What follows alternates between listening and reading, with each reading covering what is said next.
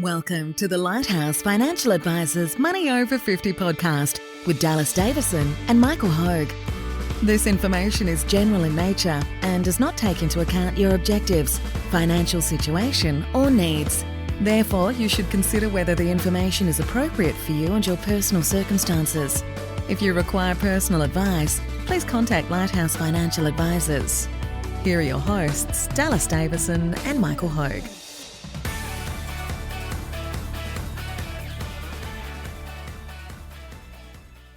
The guy who runs the place is a little temperamental, especially about the ordering procedure. He's secretly referred to as the soup Nazi. Why? What happens if you don't order right? He yells and you don't get your soup. What? Just follow the ordering procedure and you will be fine. Welcome to another episode of Money Over 50. Today we've got a topic that's very close to Michael's heart. Why a good financial advisor should be like the soup Nazi from Seinfeld. Michael, what are you talking about? Thanks, Dallas. I've been looking forward to this one for quite some time. In fact, every year I look at my New Year's resolutions and I always put something down. Yeah. And this year is probably one of the funniest New Year's resolutions that I've ever had.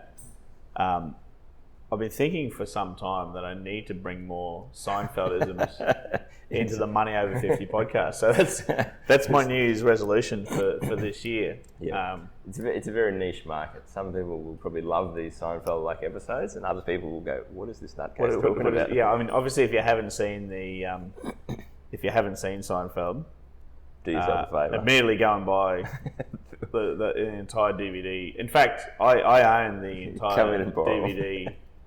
The entire series of Seinfeld on DVD. So if you haven't seen Seinfeld and you want to see that, feel free to email me.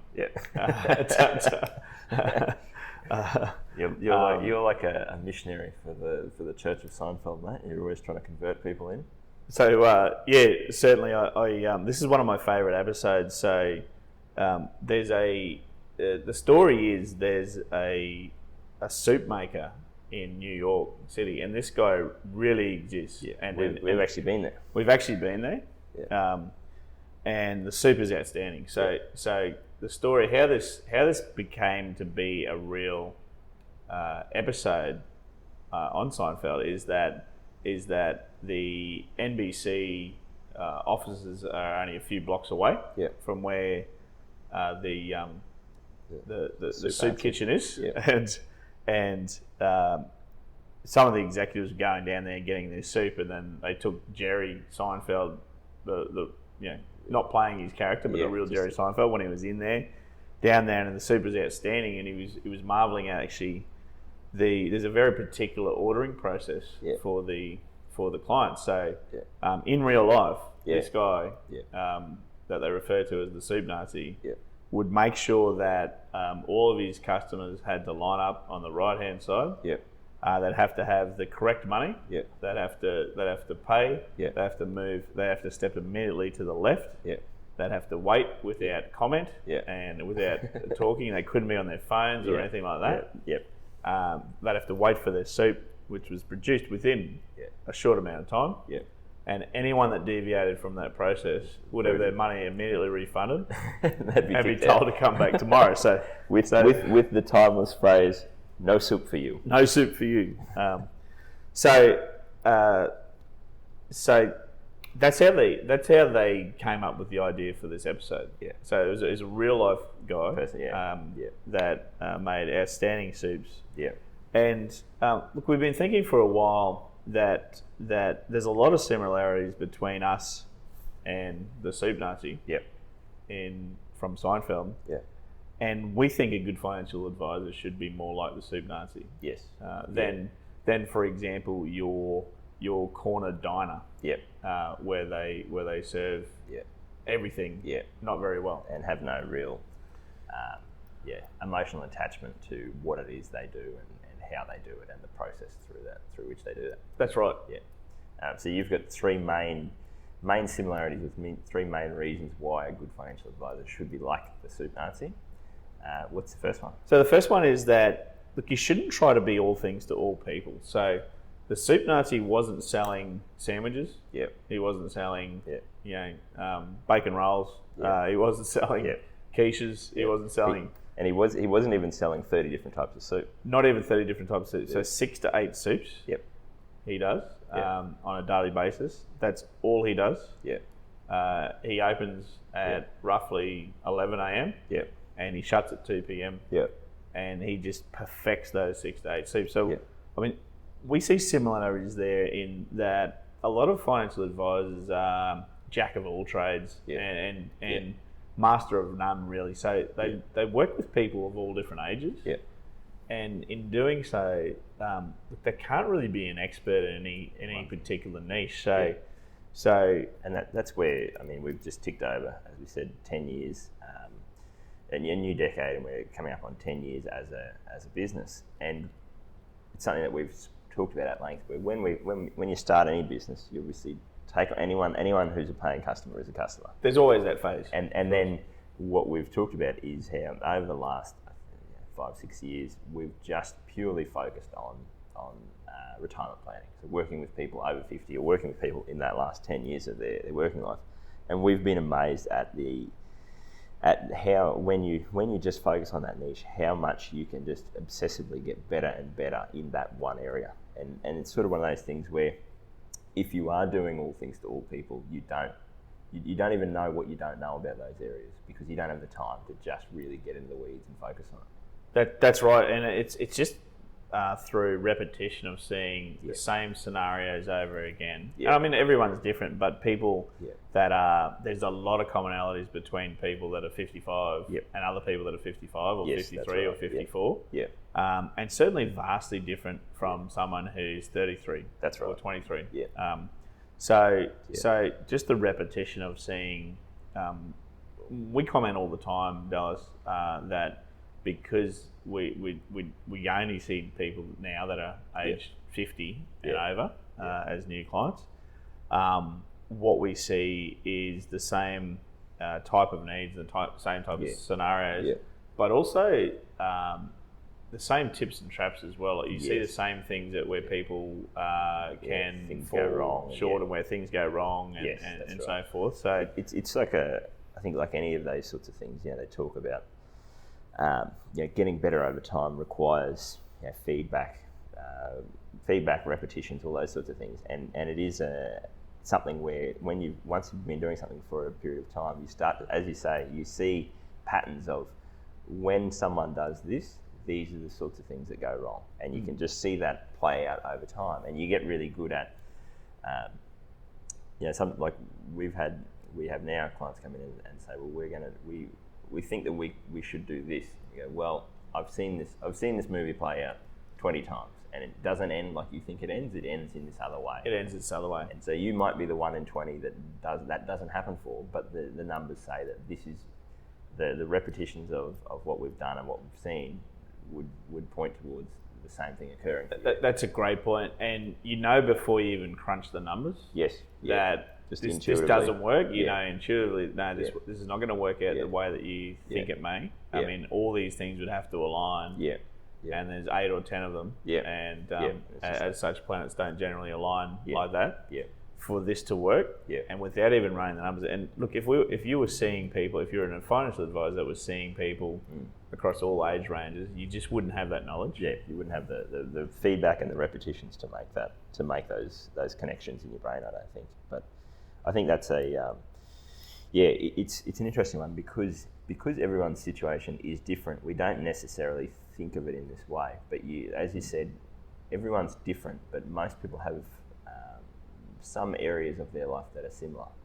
They have needs, wants, what their common tips and traps, all these sorts of things that it may be that their situation's slightly different, but we've seen something very similar. And we've seen how it we've plays seen out. something similar, and look, a good example is someone that's just turned 50, and they say, okay, well, we have 3 children, Yeah. and they're all fully independent from us now. Yeah. Because the youngest one's just Yeah. graduated from uni and Yeah. she's 21, and then we Yeah. have a 23-year-old and we have a 25-year-old. Yeah. we actually know that we have to build some fat into their budget over the next 15 years, or over the next 10 years, because the chances are that them being good parents, they haven't budgeted for this necessarily, but the kids are going to get married, or two of them, three are going to get married. That's right. And we know that the parents are probably going to give them a gift there, or pay for obviously pay for some of the wedding. We know that one of the children is going to require a loan on average. That's right. And it's probably going to be a loan that isn't necessarily paid back in full. So it's building those types of things, because we've seen these scenarios so many times. We just know what's going to be the likely thing to happen, so we actually have to start building those contingencies into the plan. We don't want the plan to run that thinly. There's no capacity to do any of these things. So that's the first one, is that not trying to be all things to all people, having a niche, having something that you do perfectly, something that you do consistently, and that you are focusing on the same sort of thing day in, day out, to allow you to then get better at that. That ties into the second point, I guess. So everything that I've seen about any good business across any industry is that they're all process driven. And the soup Nazi in Seinfeld was certainly process driven. So look, it doesn't go into at the end of the episode. Elaine, who was knocked back for soup at one stage during the episode, comes across his recipes. Right. And it actually, it gives you a glimpse into how process driven he was, because there was 6 to 8 recipes. And that was exactly what has to happen every single time. You also get a glimpse of how process driven they are, the soup Nazi is, of course, when you look at how the ordering process had to happen. So he's very particular. That's right. About how people had to order. Now, what's never spoken about, this was designed to serve as many people the best quality soup as possible.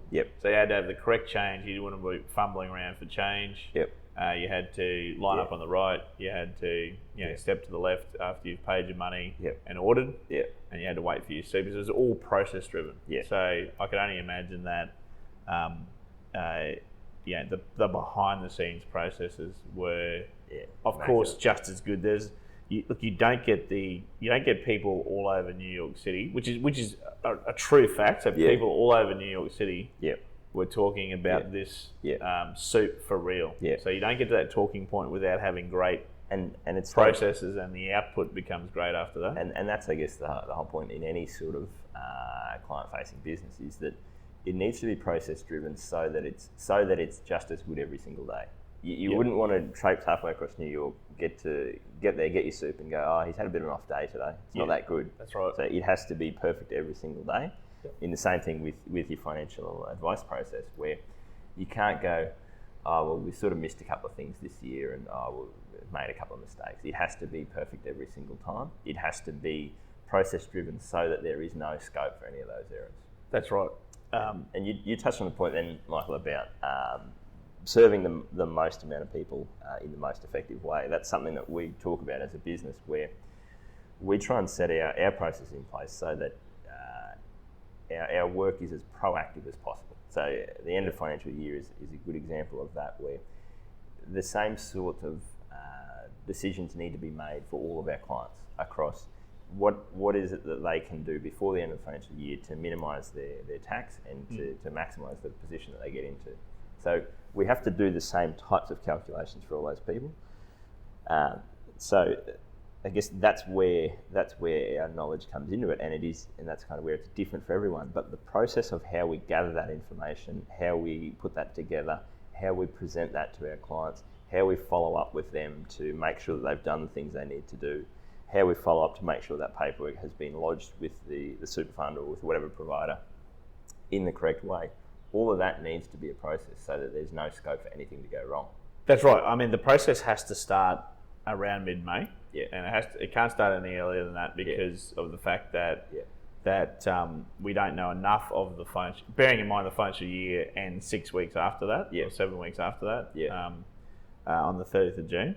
So we have to wait until the middle of May before we ask our clients for information such as their pay slips year to date, which gives us effectively almost the full complete picture of the financial year. And like you said, Dallas, we have to have a unique and consistent way of contacting everyone, following up on everyone, so that they don't fall through the cracks. Yes. Getting that information back from our clients, which we ask for pay slips year to date, of course, which gives us the income that they've earned, and we can work out what they're due to earn for that financial year. We then look at every single person's file.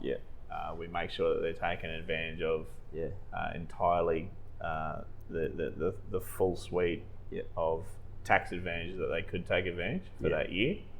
And there's also other little government benefits such as spouse contribution to superannuation, co-contribution to superannuation, which is we refer to it as free money. The government will give you $500 free money, depending on what your income is. So.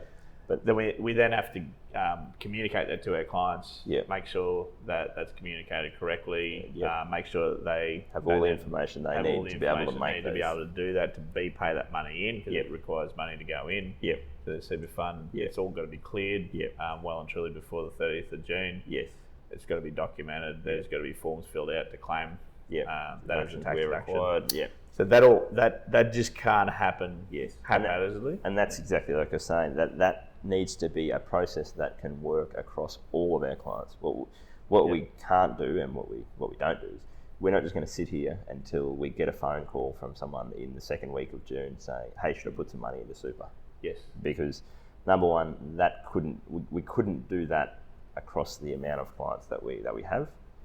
It's not proactive in as much as it then relies on someone making that decision for themselves. So we proactively take control of that. But also, if someone rings me and says, hey, should I put some money in super? And I then have to drop everything to work on those calculations, two things are going to happen. Number one, I'm more likely to make a mistake on the client, with the client that I'm already working on when I take that phone call. And secondly, I'm much more likely to let things slip through the cracks where I've got a phone call coming in and I'm trying to get the information, do the calculations in a haphazard way. It's not a sustainable way, and it's not a process-driven way to make that happen.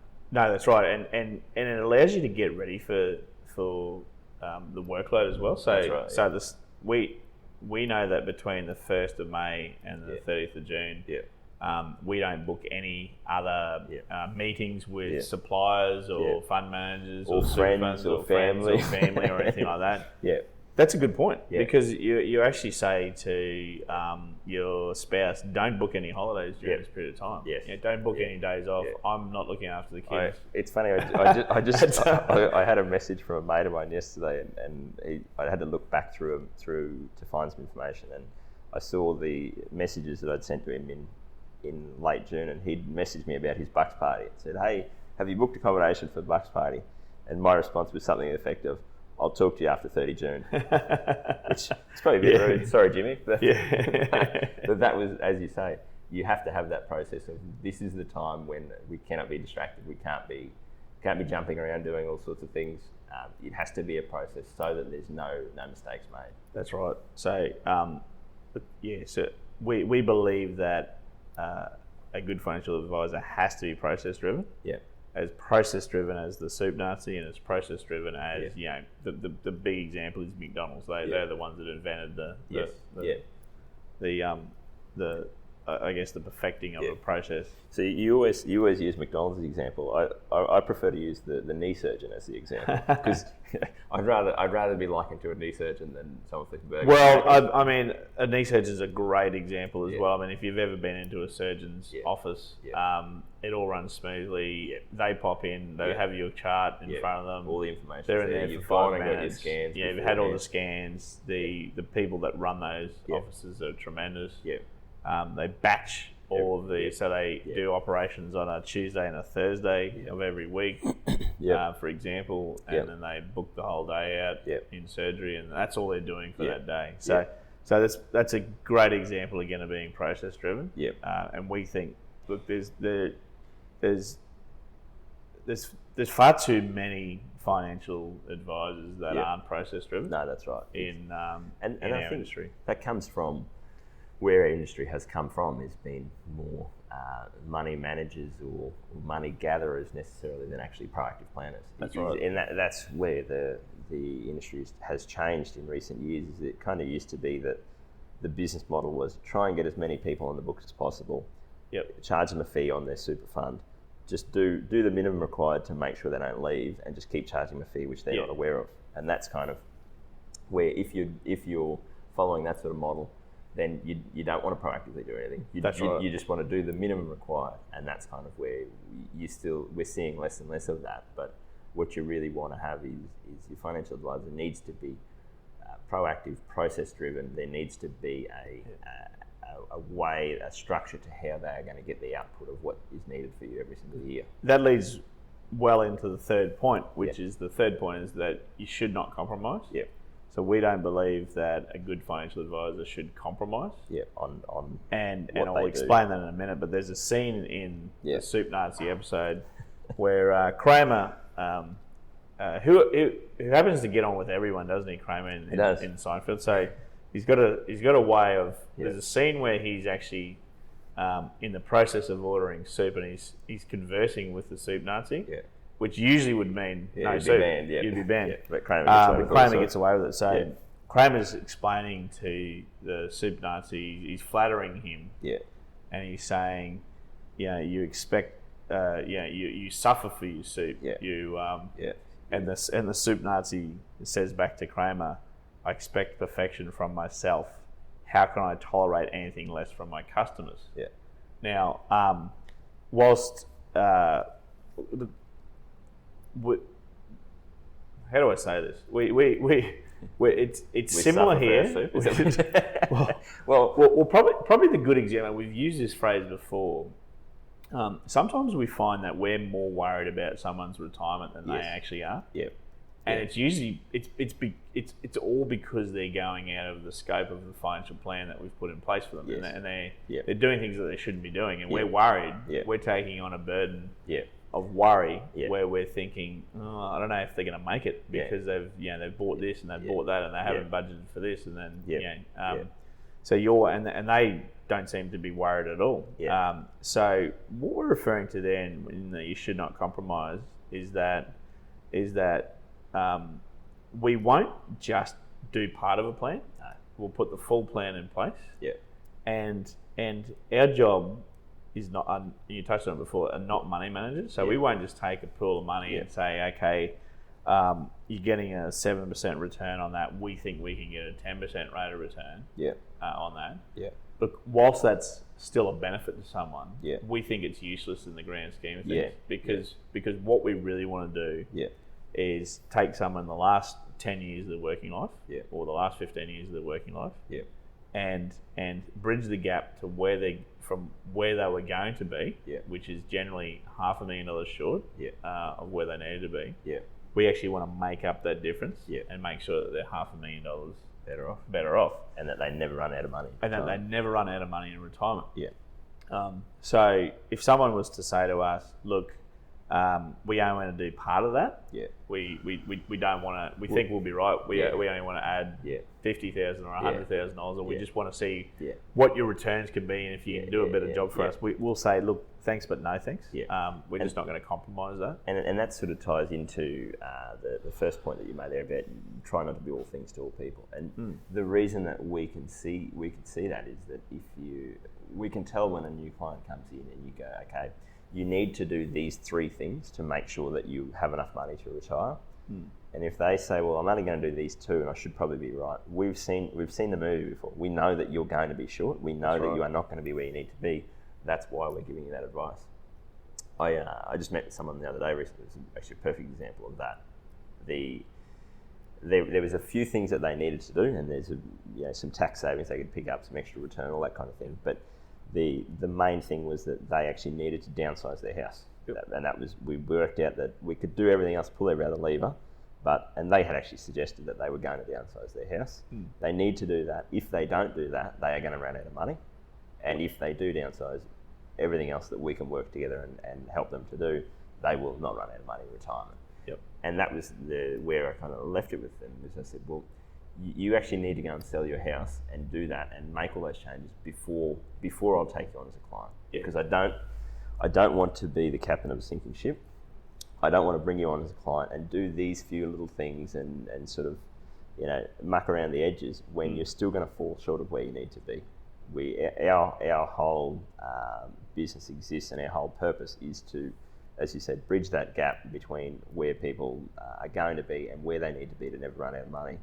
If I can't help you get to there, then there's no point. There's no, as I said to these guys, if you're just going to run out of money anyway, you might as well just save the money that you would have paid me in fees and spend that, because then you're going to be in the same position. That's right. Yeah. So, and look, I like the way that you did that, and I think that's certainly what we've moved to is saying to people, this is the main determinant or the main weighting factor of your ability retirement success. Yeah. So we could take you on as a client now and manage your money, and you'll tell us that you'll sell your house at some stage. Yeah. We've done that in the past, and we've seen that people don't do it. Exactly right. So so you said to them, basically, do that look, first. go and do that first. Which before I'll start working with you. Yeah. So. Well, and it's like that. The not compromising thing is that it's too easy, and we see this a bit, is that in some situations it's like, and this is where we're saying a good financial advisor shouldn't do this, is that people go, I've got a financial advisor, I go and meet with him once a year for half an hour, he seems like a nice guy, my super fund's going up. And the financial advisor is not pushing them, is not making sure they're doing everything that they could be doing and everything they need to be doing to meet their goals and meet their retirement targets. And so that's kind of where we're saying you shouldn't compromise, as in everything that we do is geared towards having our advice be perfect for that individual client. And as you say, we suffer for our soup in regards to that. Look, I like the way that you explain that. You need to push people. Everyone needs a push. Yeah. Like a talented sporting team. Yeah. Are you going to talk about Roger Federer having No, a tennis coach? well, he does, but they need to be pushed. I mean, they need to be pushed to succeed. Yeah. Obviously, you can't push too much. They'll break. Yeah. If you push too little, Yeah. they'll fall short of where they could right. be. Yeah. So, look, the apathetic approach that we see from a lot of financial advisors, which is fantastic for us because people come in, they're already working with, or I'm doing the air quotes again, you can't see it, working with a financial advisor. Yeah. And we look at it straight away and say, look, there's 5 things here that they're not taking advantage of, that they could be taking advantage of, and you could be taking advantage of. And 2 of those things are pushing or nudging those clients into doing things that they need to be doing. Doing things that they need to be doing. Yeah. And you liken that to the physical training of a sporting team, like actually doing the actual hard work to get that success. So look, it's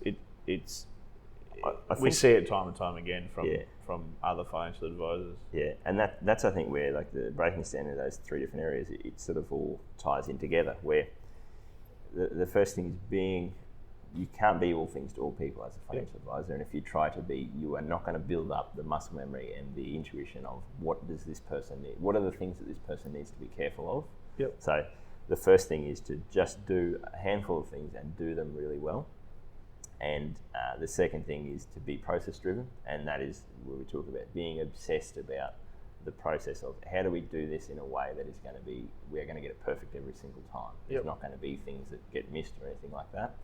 And the third thing is not compromising. So making sure that if our role is to make sure that people come to us because they don't want to run out of money in retirement, we need to then make sure that isn't going to happen. And it's no good someone paying us a fee and thinking, oh, well, I'm paying a financial advisor, so I guess that means I'm doing all I can, if they aren't actually doing everything that they need to be doing. Yep. Look, great place to wrap up, I think, Dallas. Perfect. Thanks.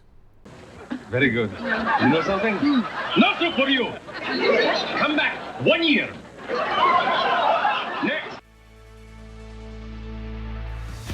Thank you for listening to the Money Over 50 podcast with Lighthouse Financial Advisors. We look forward to catching up again soon.